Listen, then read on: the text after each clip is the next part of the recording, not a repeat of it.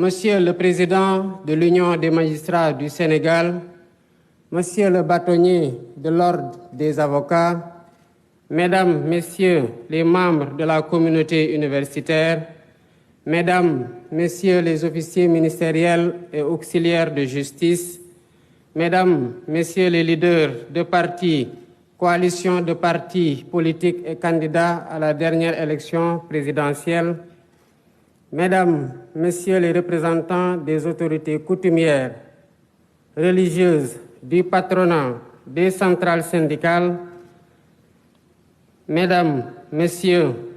chers invités, en votre rang, titre et qualité. Je tiens tout d'abord à exprimer ma profonde gratitude à chacun d'entre vous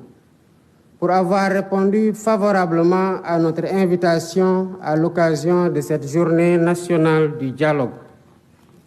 Cette cérémonie qui nous rassemble s'inscrit harmonieusement dans nos vieilles traditions socio-culturelles de dialogue que nous perpétuons au sein de nos familles et de nos communautés. Fidèle à cet héritage de longue date,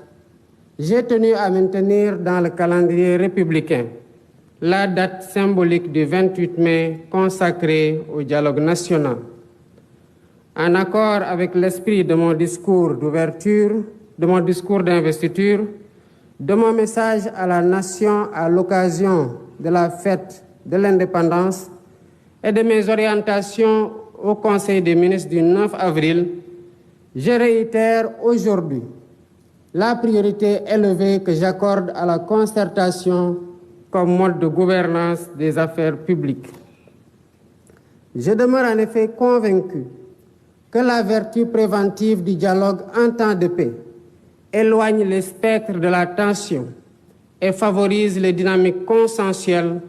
consolidant ainsi notre démocratie et assurant la stabilité indispensable au développement économique et social dans l'intérêt supérieur de la nation. Dialoguer en temps de paix, en partageant la part d'humanité qui existe en chacun de nous, est un examen à l'aune duquel une nation mesure sa grandeur. C'est tout le sens de cette journée, dont le thème porte sur la réforme et la modernisation de la justice. La problématique et l'urgence d'y faire face nous interpellent tous au-dessus de toute considération partisane. La diversité des acteurs ici présents en témoigne éloquemment. De plus, pour faire de cette concertation un cadre inclusif le plus large possible,